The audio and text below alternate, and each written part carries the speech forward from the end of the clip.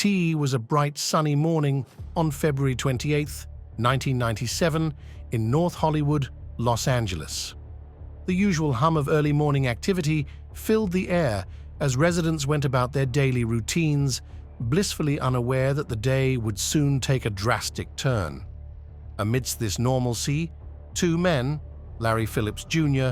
and Emil Matasareanu, were preparing for a meticulously planned operation that would make them infamous.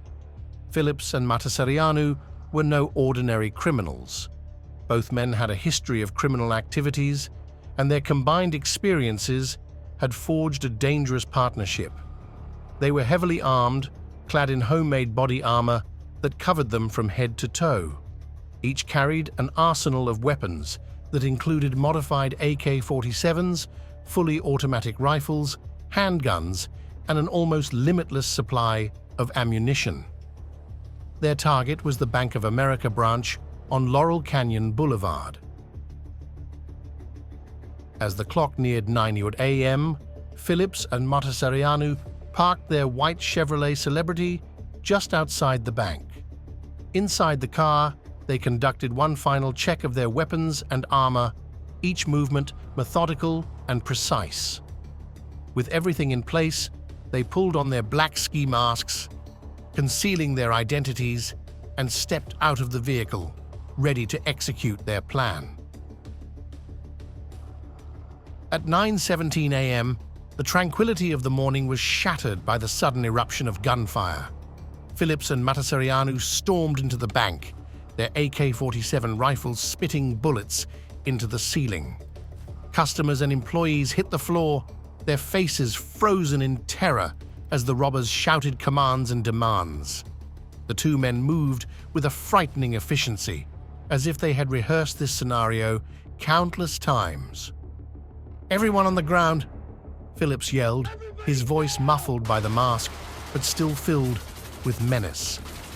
"No one moves, and no one gets hurt." The bank manager, trying to maintain his composure, directed Phillips and Matasareanu to the vault. The robbers were after a significant haul, expecting to find millions in cash. However, they soon encountered an unexpected obstacle. The bank's security measures included time-delayed safes, which slowed the robbers' progress. Frustration began to creep in as the seconds ticked by, each one feeling like an eternity. Outside the bank, a concerned citizen who had noticed the commotion dialed 911. The call was brief but urgent, detailing armed men entering the bank. Within minutes, LAPD officers began to converge on the scene. They set up a perimeter, taking positions behind their patrol cars and drawing their service weapons. What they didn't know was that they were about to face an unprecedented situation. Inside the bank, Phillips and Matasareanu managed to gather around $300,000, a far cry from the millions they had hoped for. Realizing that time was running out, they decided to make their escape. As they exited the building, they were met with a sight that neither had anticipated: a wall of police officers, guns drawn, ready to apprehend them. What followed was an explosion of violence that turned the quiet streets of North Hollywood into a war zone.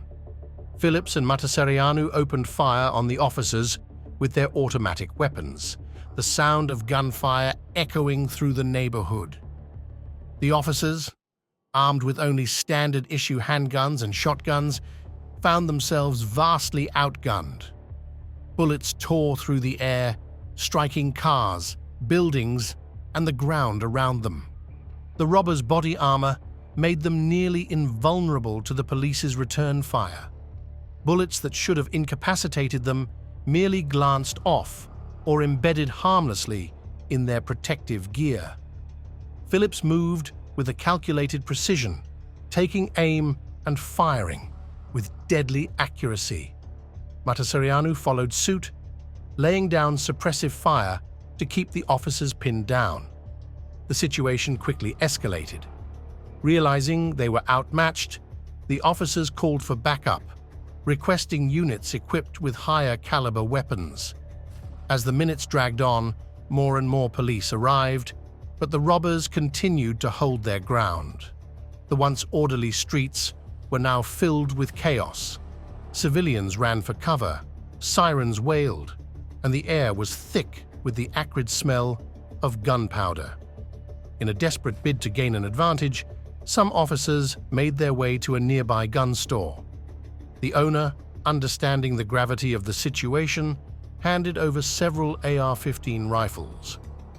Armed with these higher-powered weapons, the officers returned to the fray, ready to engage the robbers on more equal terms.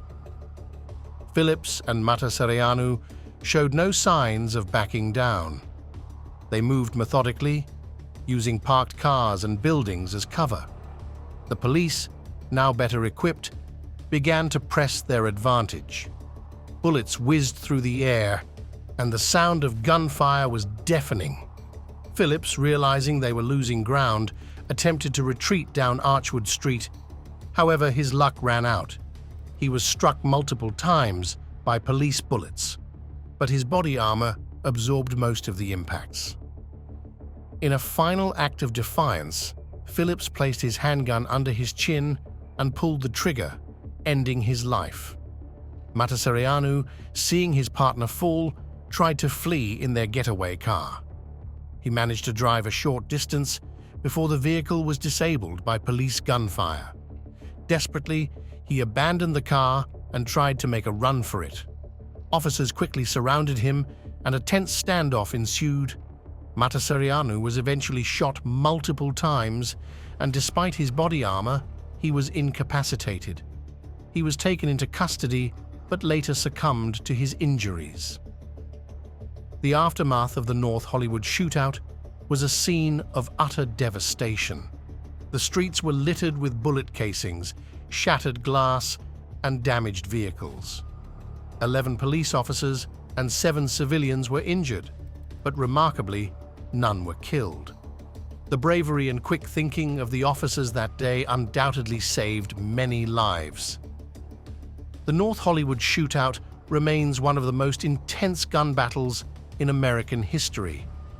It prompted significant changes in police tactics and equipment, leading to better preparation for future confrontations. The events of that day are still studied by law enforcement agencies as a case study in handling high-intensity armed confrontations. Thank you for joining us on this journey through one of Los Angeles' darkest days. If you enjoyed this story, please like, subscribe, and share. Stay tuned for more incredible real-life stories on Yaz the Storyteller.